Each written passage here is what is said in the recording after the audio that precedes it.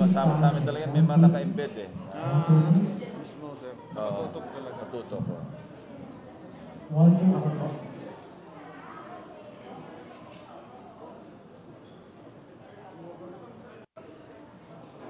Yeah.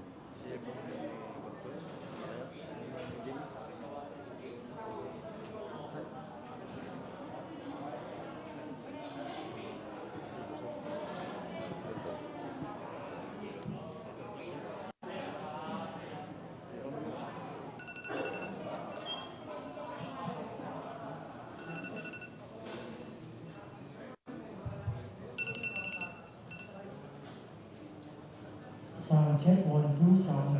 Yeah.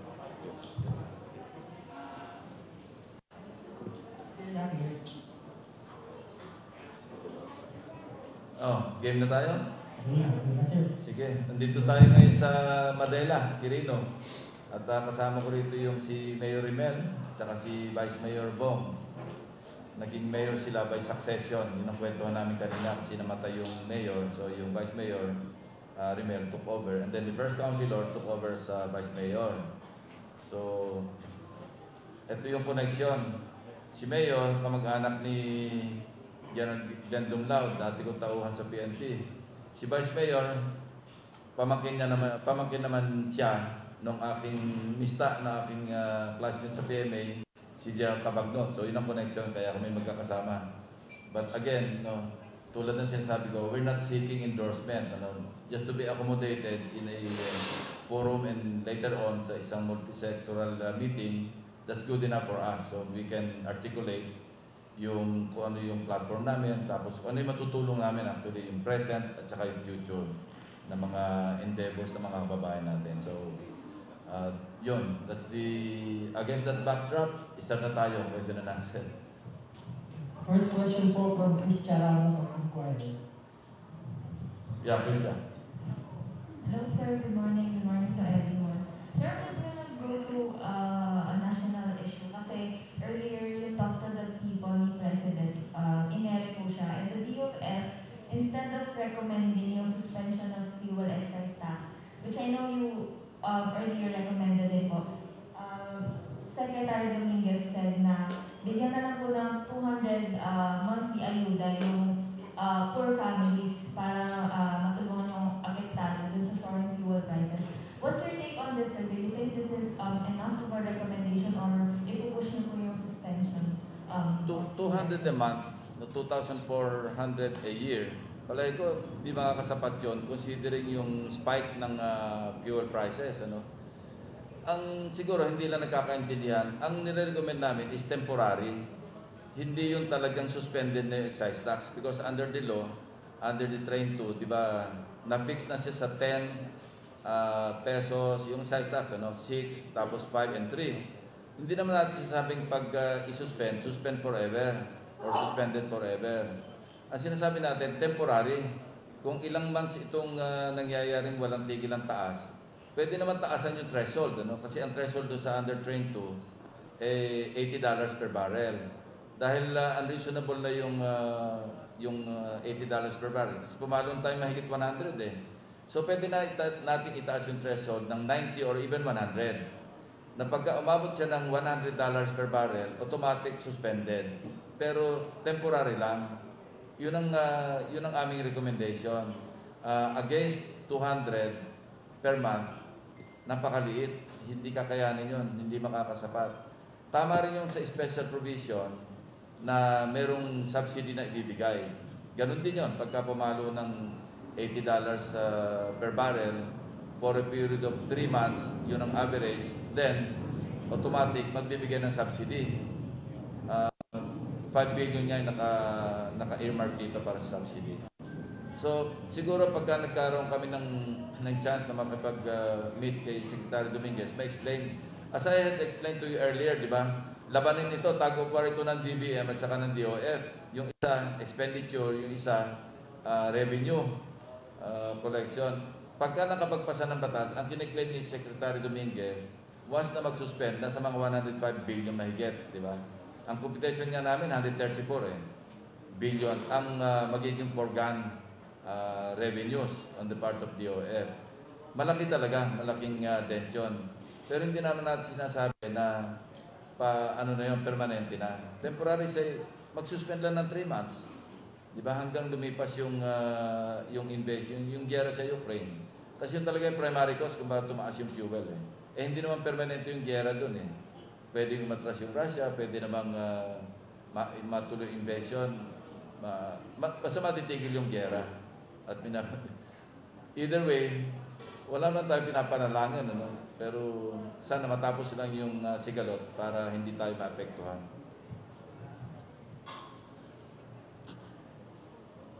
Next question po from Ms. Hannah Borneo, News. Hello. Good morning, sir. Regarding po sa Talk to the People ni President Duterte kanina, first time niya po magsalita about sa ISAPOM.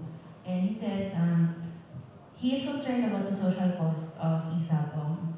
He does not agree sa 24 hours na operations nito. And he said na there should be a regulator for ISAPOM operations, particularly a representative of PAGCOR, and he appealed to Congressman na i-push, apparently referring to the suspension of ISAPOM operations kasi daw po kumikita naman and it gives revenue to the government and wala daw pera yung government. So like POGO, meron siyang imprimatur dun sa operations ng ISAPOM. Do you think may appeal na siya sa lawmakers and kumbaga he rejected your call? Sa tingin niyo po, anong dapat kumbaga yung mas timbangin niya, yung social cost or yung revenue for the government? The same concern, social cost. Napakalaki ng social cost eh. Kasi maraming OFWs hindi makauwi, naubos na yung pampamasahe pa uwi. Maraming mga bata nalulong, mga magulang na sumasagot noong kanilang nagagaso sa ISAPOM. Merong nagsusuicide, merong pulis, nalulong, nang-hold up. So ito yung mga, sabihin natin hindi masyadong tangible, pero lumalabas din sa mga istorya na talagang may nangyayari actual na mga problema na dulot ng ISAPOM. So yung suggestion, okay, kung ayaw suspend, anyway, executive decision yan, di ba? Na kung suspend o hindi. Kung may decision na, as a matter of policy na wag suspend, at least man lang, yung strict regulation, kasi hindi na-regulate eh. Tama yun, wag 24 hours. Kasi imagine, di ba, yung testimony noon, between 1 billion to 2 billion a day, nasa mga 1.6 billion daily. Saan manggagaling yun? E di sa pangkaraniwang mga kababayan natin na nalululong sa ISAPOM. So dapat talaga mahigpit yung regulatory authority na i-exercise ng PAGCOR sa ISAPOM. Kung pwede, i-man to man at saka pwedeng i-offsite na lang eh. Ang masama kasi pag online. Pag online sabong, yun ang masama, walang control eh. Nobody can monitor anymore. Kasi GCash, Paymaya, direct yung bet. So, paano mamonitor? Even yung proceeds, yung revenues dapat, mahirap i-monitor yan. Kaya tama yung suggestion din na lakasan yung regulatory authority ng PAGCOR o kaya closely i-monitor. Pati nga yung revenues, baka mamaya hindi pa sapat yung nakukuha sa actual na kinikita ng ISAPOM o online sabong. Sir, good morning po. Sir, you've been consistent na pareho yung intel sources nyo, ni PRRT, saka po yung mga sources nyo. Kahapon merong former rebel na ikinanta na si VP Lenny daw po umano ay nakikipagpulong doon sa mga leaders ng CPT, LTA, LDF, and imposible daw na hindi niya alam kasi siya yung ikinahampanya at dinadala ng communist terrorist group. So, what is your comment about that? Ako, upset din ako. No? Ang pinaka-importante sa akin, pinaka-significant, yung Commander-in-Chief mismo, who is the President, ang nag-confirm based on intelligence report coming from the intelligence community. Alam niyo yung pag-process ng intelligence bago makarating sa Presidente. Napaka-meticuloso nito, napaka-tedious. So many workshops, different levels. So hindi matatawaran. Pagka report ng umabot sa Presidente, ano yun? Almost accurate yung, of course, meron pa rin margin of error.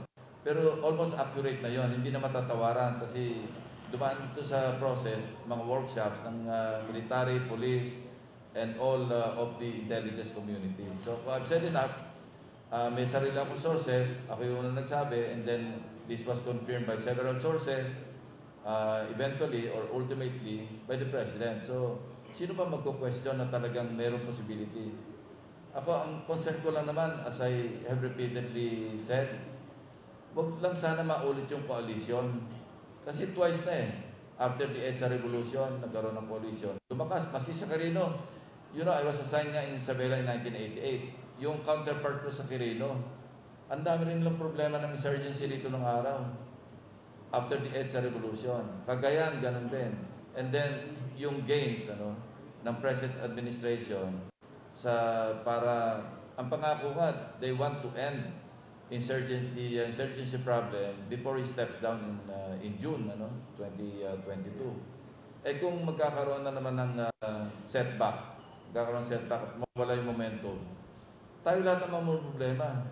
Balik yung revolutionary taxes, balik yung sunugan ng mga equipment, balik yung problema sa peace and order, di ba? So, yun lang naman ang pinanggagalingan ko. But, yun nga, yung camp na natamaan, they keep saying na nag-red tag, wala naman nire-red tag. Lagi ko inuulit yun eh. They just twisted yung facts as presented. So, yun ang problema. Next question po from Ms. Mary Rosbanes of TV5. Sir, susugat ko lang yung tanong ni Chris kanina. Yung sabi nga po ni Secretary Dominguez na kapag nagsuspend ng excise tax sa abot sa 105.9 billion pesos yung revenue loss. And then sinabi naman po ni Secretary Carl Shuwal, pati yung pagdagdag ng 1 peso 25 centavos na fare, hindi rin daw pwede because it will result to inflation rate. So do you agree to this? Yes, napakahirap kasi pag nagdagdag ng pamasahe, nagtaas tayo ng minimum wage, inflation talaga yan. Ano ba yung pang-solve lang sa inflation? Supply at saka monetary, yung intervention ng Bangko Sentral. Eh, hindi pa naman tayo nakahanda para i-increase yung productivity natin kasi ang daming ang problema, nanggaling pa tayo sa pandemic. So, dapat talaga timbangin, dapat pag-aralan. Di ba ako lagi sinasabi ko, dapat data-driven, based on data. But I will repeat what I said earlier. Pagka nangyayari mayroong mga ayuda, tug of war between DOF, yung Revenue Collecting Agency, at saka yung DBM. Yung DOF, ayaw na mabawasan yung kanilang na-impose na mga tax. Ilan yung tax packages na naipasa ng Kongreso. Ayaw na nila magalaw yon. Pinapasa nila sa DBM, kayo bahala dyan. Magbigay kayo ng subsidies, magbigay kayo ng ayuda, at kung ano-ano pa. So, siyempre yung DBM naman, sila na may problema saan kukunin yung budget. So, ganun na nangyayari. So, I think si Secretary Carl Chua is correct in his assessment. Meron din proposal na mag 4-day work week, di ba? Yun, maganda yun kasi at least matitipid na yung gasolina yung Friday hanggang Sunday. O at least yung Friday, mababawas yung 1 day. So ano naman yung cost noon sa common employees? Siyempre, matagal sa opisina, but then he or she can spend more time with the family pagdating noon ng Friday towards the weekend. Sa akin, I will support that, na mag 4-day work week na lang para matipid na yung gamit ng fuel ng at least isang araw every week. Magandang suggestion and I think we should support that. Sir, just to be clear, so you agree with NEDA Secretary Chua na hindi dapat mag-increase ng fare even if tuloy-tuloy yung pagtaas ng gasolina? Well, sabi ko nga, kailan data-driven. Tingnan din yung plight ng mga drivers natin, yung sa transport sector. Magbigay ng subsidy at the same time. Kasi, di ba narinig natin, maski walang fare hike, naniningil sila ng sobra. Nagbabiolate na sila ng batas. Di ba? Dahil hindi nila kakayanin. Kasi yung taas ng fuel, alam nga naman sila yung mag-shoulder. So, kailangan nila ng ayuda. Ang tagal naman dumating ng ayuda. Yung subsidy. Hanggang ngayon, hindi pa nakaka-distribute. Magulo pa yung listahan. So, in the meantime, dapat din, anyway, meron naman tayong LTFRB na mag-a-assess kung magkano ba o dapat pang itaas yung fare ng transport sector or industry.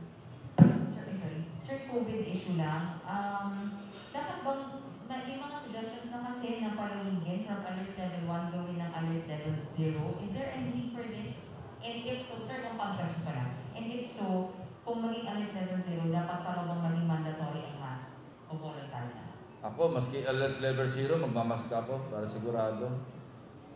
Ano na yon? Pwedeng hindi gawing, wag naman gawing mandatory ang hindi pagsusot ng mask. Siguro, gawin na lang optional kung optional. So, yung mga tao na gusto talaga mag-ingat, they can still practice the protocols existing under the COVID situation or state. Need for alert level 0? Ang problema, mag-alert level 0 tayo, di ba mapupuno naman yung kalsada natin. Tapos baka mamaya, meron na naman nakaabang panibagong variant. Di ba? Hong Kong, saka South Korea, ang tataas ng ano nila. Even China, yung pinagmulan ng COVID-19, ang taas ng infection nila, infection rate. So, baka yung Pilipinas, naghihintay lang ng bagong variant, wag naman sana. So, we should still exercise the necessary precaution. Di ba nga, sinasabi namin ni Senate President, while dapat naka-ready na tayo sa mga policy decisions natin sa transition from pandemic to endemic state, dapat naka-ready rin tayo in case na mayroong new wave of pandemic o kaya bagong variant. Minsan nahuli yung government natin sa preparation. Hindi nagiging proactive, kaya tayo nabubulaga. Sir, last na sa akin. How do you assess your Norte leg? Since you are concluding your Norte leg here into hospital reception. Well, you were not with me in Tugigaraw, you were with us, ano? Pero yung Sanchez Mira, wala na rin si SP kasi kailan bumalik na Manila. Yun, very warm naman yung reception. At saka makikita mo naman kung supportive o hindi.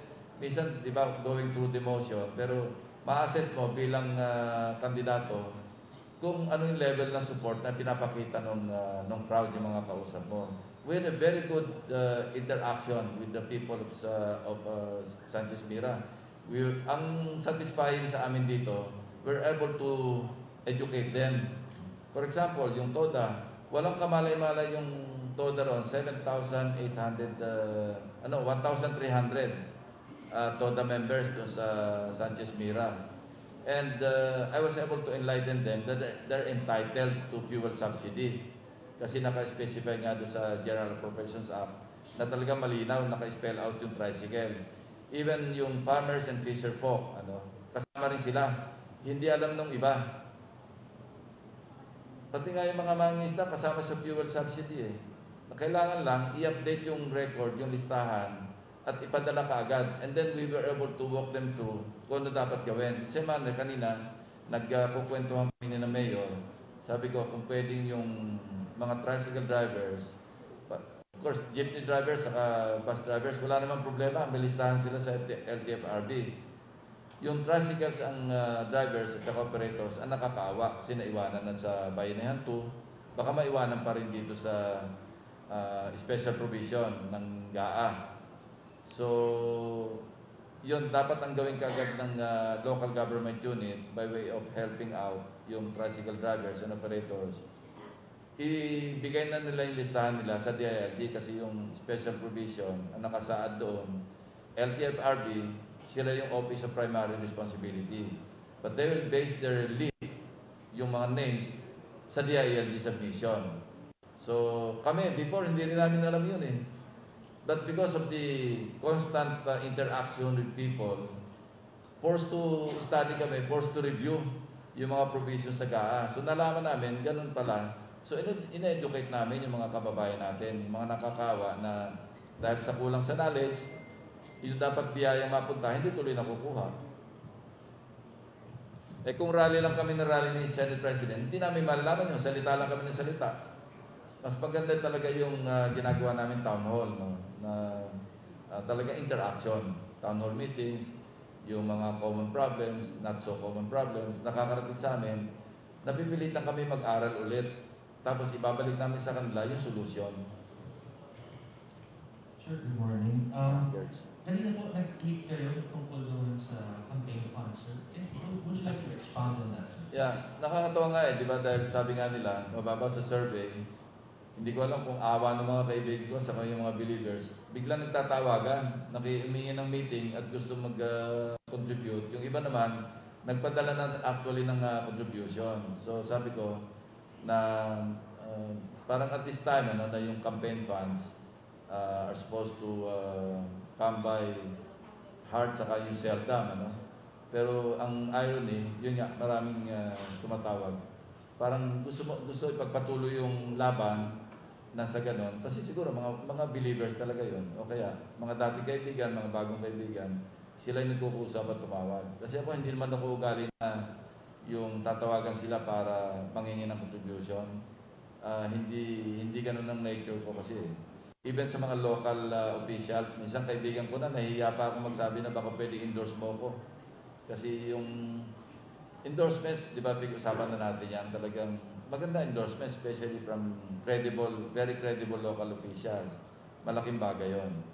Pero kaming dalawa ni Senate President, we're not in that business. We want to present ourselves directly to the people and see for themselves, yung mga tao, kung ano yung may-offer namin, kung ano yung nagawa na namin at kaya pa namin gawin. Sure. Yung first part lang, sir, sabi nga, now that the campaign funds are supposed to come by hard and seldom. Sir, paano niyo po nasabi? Di ba, yung mga contributors, lalo na yung mga traditional contributors, they always contribute doon sa tingin nila, sigurado ng panalo. Di ba? At yung alam nilang medyo mahirapan, medyo, teka muna, yung iba nga, ayaw na. Yung mga dating enthusiastic, nawawala yung enthusiasm. And that's yun ang the ugly side of surveys. And ang surveys are not elections. The last time I heard nga, sabi ko sa inyo, ang election May 9 eh. Hindi naman ngayon eh. Hindi naman February, hindi naman January. May 9 eh. Thank you. Thank you.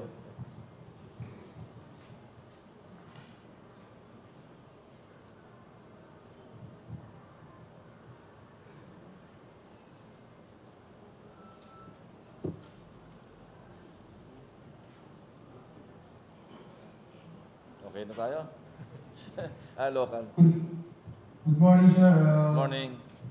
Morning. My question is, the Department of Finance is proposing a 200 pesos a month subsidy for fuel operators. But they are not recommending the suspension of payment of excise tax. So what is your stand on this? Ano naman, may modification eh. When we say suspend the excise tax, kasi sabi ko nga kanina, ang nag-gain doon sa Train 2, nung pinasa yung excise tax on fuel, 10 pesos sa gasoline, 6 pesos sa diesel, 5 pesos yung regular, 3 pesos sa kerosene. Yan yung rates eh. But, doon sa provision ng Train 2, time-bound, until December 31, 2020. So wala na yun. Nakapako na tayo sa 10,653. Ang gusto namin, dahil meron tayong crisis at walang tigil yung pagtaas ng fuel, mag-suspend temporarily. Kasi gawin uli nilang time-bound. I-suspend lang at taasan na yung threshold. Kasi nakalagay sa Train 2, $80 per barrel. Pwede tayo makipag-bargain sa kanila. Kaya importante may dialogue with the executive department. Itaas na lang nila yung threshold sa $100 per barrel. Na pag umabot ng $100 per barrel, ubrang suspend, hindi naman mandatory suspension, yung DBCC, Development Budget Coordinating Committee, will recommend to the President through the DOF na isuspend. Yan yung nakasaad sa Train 2 eh. Kaya lang, $80 per barrel yon. So pwede tayo makipag-usap, 90 ba, 95, 100, ganun threshold. Pero wag naman yung completely i-reject yung suspension ng excise tax. Hindi ganun kalaki yung magiging foregone revenues dyan. Hindi abot ng 100 billion. At saka temporary lang, sabi natin, one quarter lang, 3 months lang. Malaking bagay nun sa ating mga motorists. Imagine, makatipid ka ng 10 pesos kasi sinuspend. Malaking bagay yun, di ba? Pang cushion sa kanilang, kasi wala na silang, gusto naman nila, diesel na lang. at saka regular para matulungan yung tricycle drivers at saka yung mga gumagamit ng crudo. Karamihan niya, mga transport eh. Pag ipwera na natin yung gasolina, although yung high octane na gasoline, unleaded, eh kung pangkaraniwang empleyado, may tama rin. Hindi bali yung talaga matataas ng sweldo, hindi masyadong iindahin. So, dapat pag-aralan, bago i-reject, tingnan muna, mag-recompute, go back to the drawing board and find out ano ba yung pinakamapisang formula na i-adapt given all the given the situation.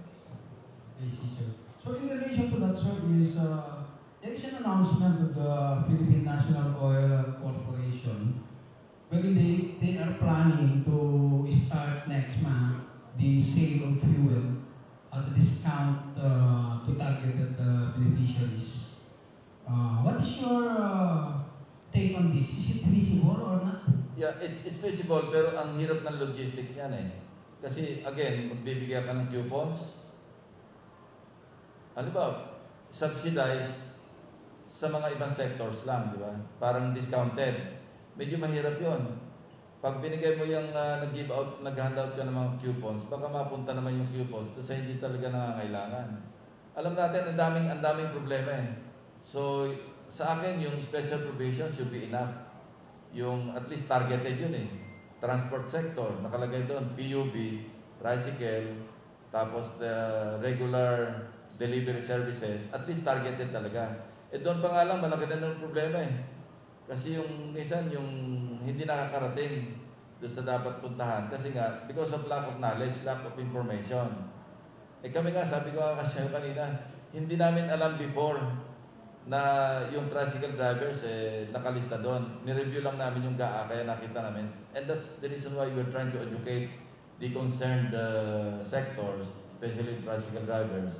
Ngayon, alam na nila, pero through media, mas maganda ma-disseminate na rin para buong Pilipinas kasi hindi naman lahat na pupuntahan namin para makausap yung mga TODA eh. At least yung directly na sasabihan namin, alam nila na mag-prepare sila ng listahan, ibigay sa LGU para makarating sa DILG ibigay sa LTFRB. Kasi yung LTFRB will not go down to the TODA or the association para po ninyo listahan. Kailangan ng tulong dito ng LGUs at coordination with the DILG because yun ang nakasaad sa special provision. LTFRB in coordination with DILG para sa tricycle.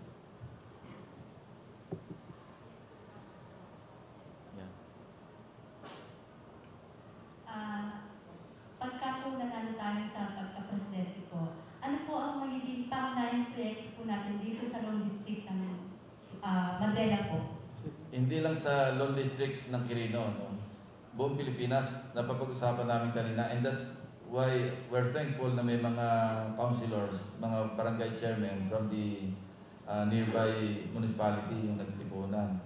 Dahil gusto rin nila marinig yung aming platform, yung programa namin sa BRAVE, yung Budget Reform Advocacy for Village Empowerment. Na kung saan, bigyan natin na mas malawak na papel, mas importante papel, yung mga LGUs. Kasi 20% nga lang yung ina-adapt sa national budget na nanggagaling sa mga local development councils.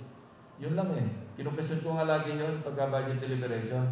Bakit 20% lang yung in-endorse ng RDC na nanggaling hinugot mula sa barangay, municipal, city, provincial development councils or plans, development plans, ang na-adapt sa national budget. Ngayon, binigyan nga silang additional because of the Mandanas ruling, tinambakan naman sila ng default na functions. E di ganun din, parang zero-sum ang dating, baka abonado pa sila dyan. So ang aming idea, ito yung aming platform, give them something on top of IRA and on top of their local revenues coming from the national budget, substantial enough for their own development and livelihood programs. Ang initial computation namin, kayang bigyan yung each and every one of the 1,488 municipalities all over the country, kayang bigyan ng additional 100 million for development and livelihood. Imagine if Mandela, na ang kanilang irang sa ngayon, dahil because of the Mandanas, na mga 400 million.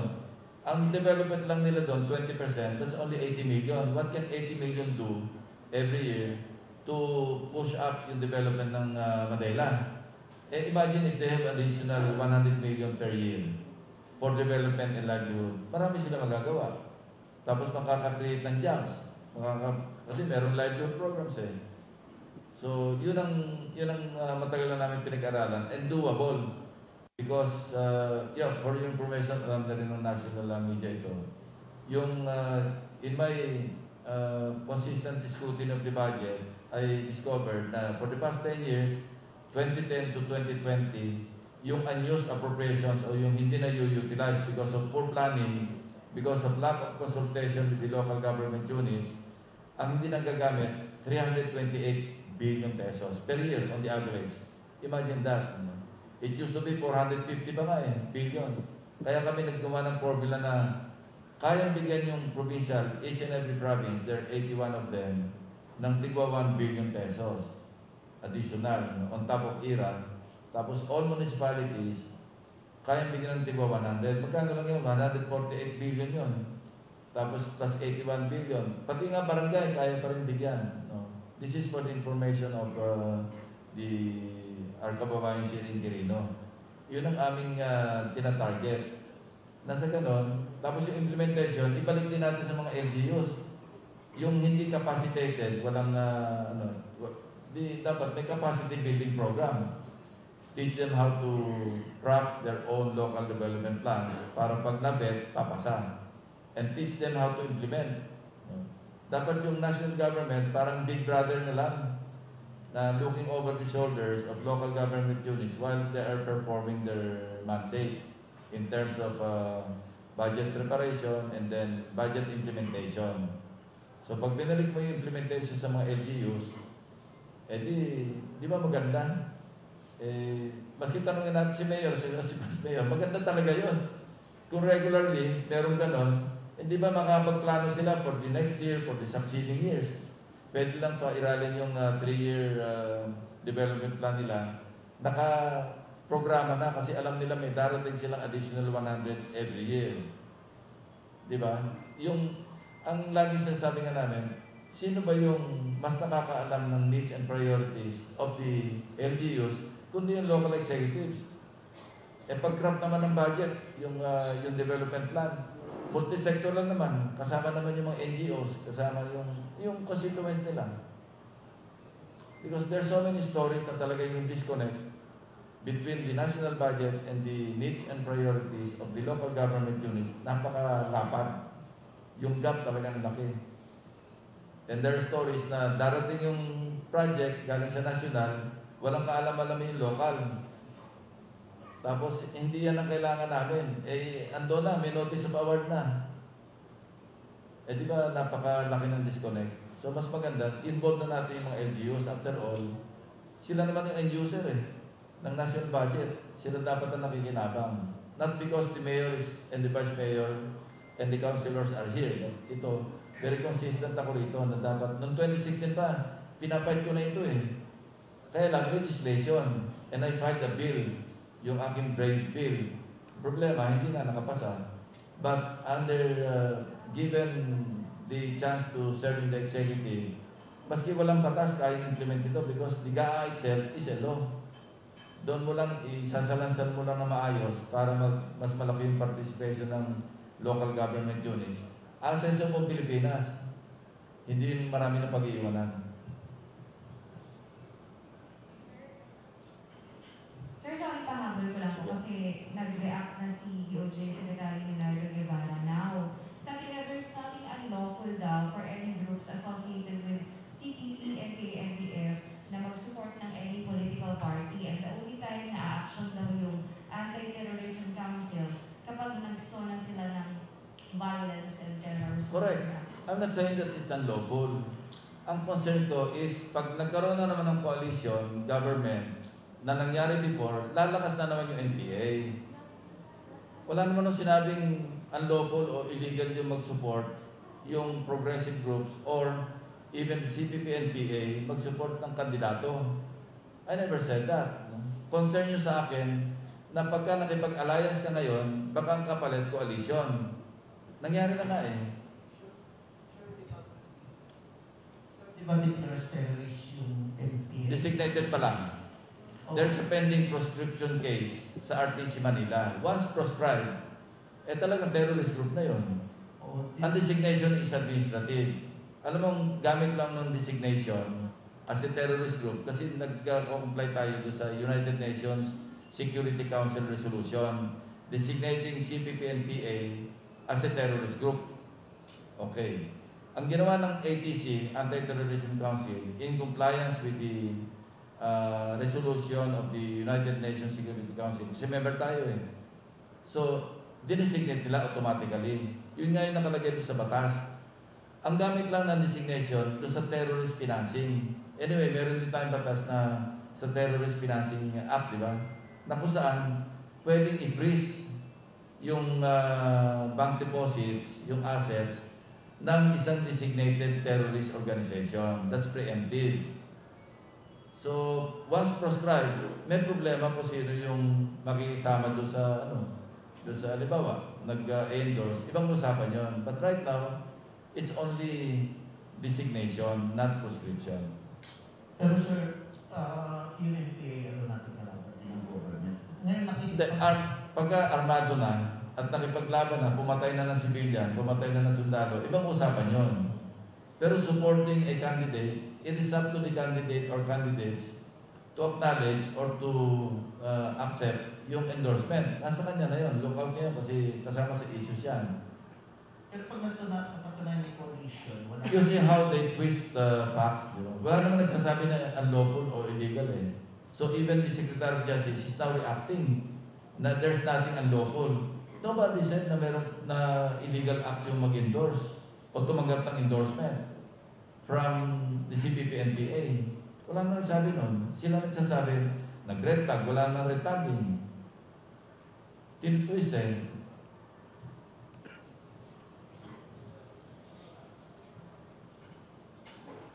Any questions po? Sa inyo, meron pa? Meron pa dito sa local? Meron pa kayo tanong? Wala na. National, wala na rin. Wala masyado. Para tayo na sa wedding eh. So, reception. Reception na tayo, last na tayo.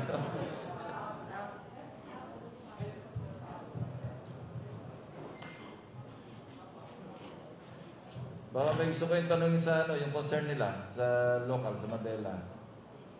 Kasi marami, I'm sure may mga problema rin sila dito. Sir, before we go to the concern, just on Joe's question. So, you're heartened and you're reinvigorated by this support that's coming at this time when thought it would not be coming. Yes, of course. Motivating. Very motivating yung na sa halip na ma-dishearten ka kasi walang darating na campaign contribution, may mga nag-o-over pa in spite of all the ads. So, yun. Motivating actually. So, what do you think, what kind of message do you think it will be sending to maybe to rivals or even to those who are still undecided or to all others who are supposed to be involved, candidates or voters? Ganito na lang ang message ko, no? Kung ayaw nila nung galit sa kurap, edi wag nila ko iboto. Yung mga nagsusuporta nga, yun yung mga believers na alam nila, ako talagang, lalaban ako talaga yung corruption sa government. Ang dami nga namin mga institutional na mga pinaplanong gawin. Unang-una, budget reform kasi nga, di ba sabi ng Deputy Ombudsman, yung dating Deputy Ombudsman, 700 billion pesos a year ang nawawala sa corruption sa budget. Kasi nakapokus yung kung ikalat mo yun sa mga local government units, siyempre, sila katabi nila yung constituents nila. Mahiya naman sila siguro abusuhin yung budget. Kasi pwede silang kita kagad case in point, yung distribution ng agricultural machineries, sira-sira, hindi pa nagamit, sira na. Saan pupunta yung farmers farmers groups na nabigyan ng, say, harvester, hand tiller, di ba, na-feature naman ito Isang gamit lang sira na, pupunta pa ba sila sa Department of Agriculture? Kung nag-procure doon, local government unit, binigay sa farmers na constituents nila, madali sila. Mayor, nasira ho itong ano. E di gagawa ng paraan na ng local government unit. Diretso na. Yun ang sinasabi kong gap yung disconnect. Hindi naman lahat may access papuntang Manila. Di ba natin yung budget sa mga LGUs? Sila na yung mag-asikaso sa mga constituents sila. After all, katabi nila araw-araw hindi na sila maboboto pag hindi na nagamit yung 100 billion for livelihood. Mako-compare pa sila sa katabing bayan. Ano ba, Madela? Sabihin niyo ng mga nagtipunan, nagtipunan, kalapit na bayan. Bakit umasenso may sa nagtipunan na iwanan yung Madela? Ibig sabihin, may problema yung mayor. May problema yung municipal council. Huwag na natin iboto yan. Di ba? Mas maganda yan kasi kitang-kita yung accountability. Di ba? May problema yung binigay ng national. Hindi makareklamo yung local. Kasi pupunta ka pa doon sa DA office. So, nangyayari, sira yung equipment, hindi na magamit. Naging white elephant na. The same is true with other departments. Wala access Sir, last question for the local. Without putting any of the local officials on the spot, do you think anybody could answer who want to answer? You think Senator Lacson is one of the presidential candidates who could address what he said were your local concerns? That's all. Thank you. Sino ba? Si Mayor. Mayor Rinel. Sigurado po ako na siya ang makakasolve sa mga kailangan namin dito sa local government unit.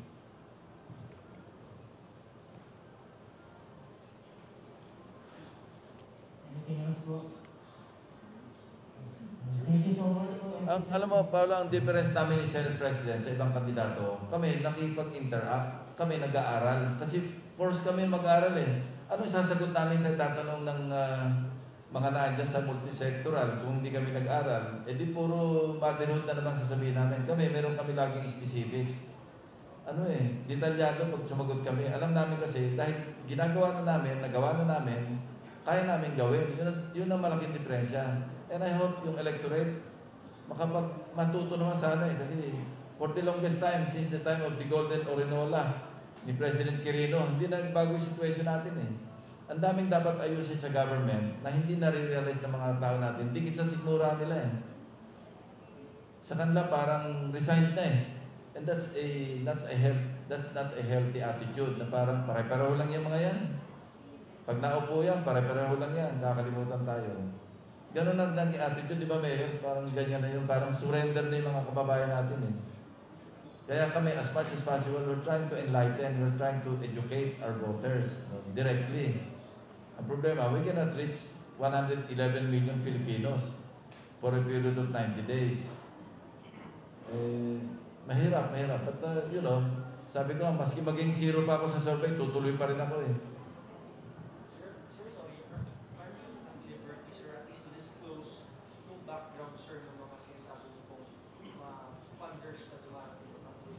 in fairness to them, kailangan meron silang permiso.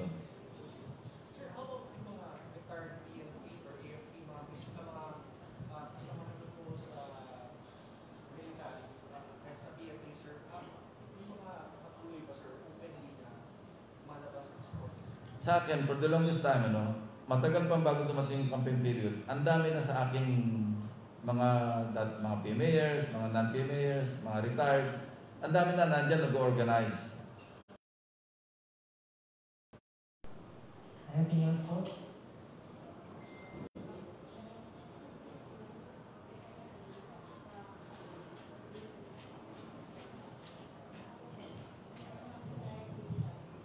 Additional question, sir.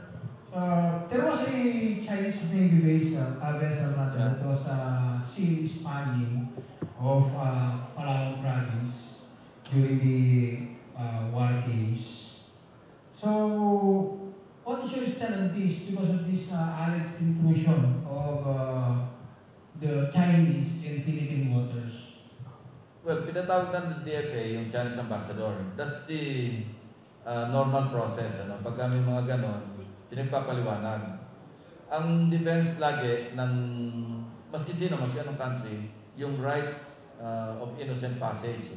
Para bang may karapatan kung sinaligaw lang kami. US warships are also invoking that. Na hindi namin alam, naka-enclose na pala kami.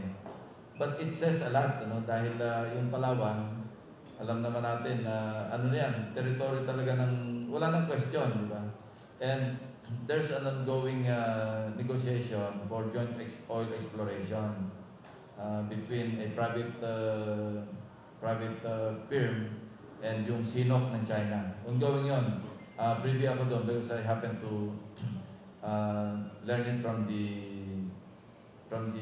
businessman himself. And ang estimate nga doon nasa mga hundreds of billions of barrels of oil and trillions of barrels of natural gas in just one area. I think that's area 72, if I'm not mistaken. Kasi maraming mga areas yan. I hope it succeeds, it pushes through. Only because, ang isa lang naman tinanong ko sa kanya na nag-uusap kami, susunod ba sila sa 60-40? And it seems like ganun ang direction nila, 60-40. Sabi ko, that's good because it means that even China recognizes yung ating constitution do sa foreign investment. At pag sumunod doon, parang sa akin naman, that's an acknowledgement na atin talaga, di ba? Dahil sumunod sila sa 60-40. So, langis talaga usapan dyan sa South China Sea, sa West Philippine Sea, on top of the freedom of navigation. Because 10 to 12% of international trade passes through the South China Sea, yung corridor na yan. So, lahat tayo may national interest, hindi lang Pilipinas. US, EU, lahat. Kasi freedom of navigation, pati yung sa trade na dumadaan dyan. Pag nasara niya, nakontrol ng China, apektado sila. So, let's work on that. Kasi ang foreign policy, hindi lang ng Pilipinas, is always anchored on national interest. And since other countries have also their own national interest to sa South China Sea or West Philippine Sea, let's explore that, di ba? Na may katulong tayo dapat.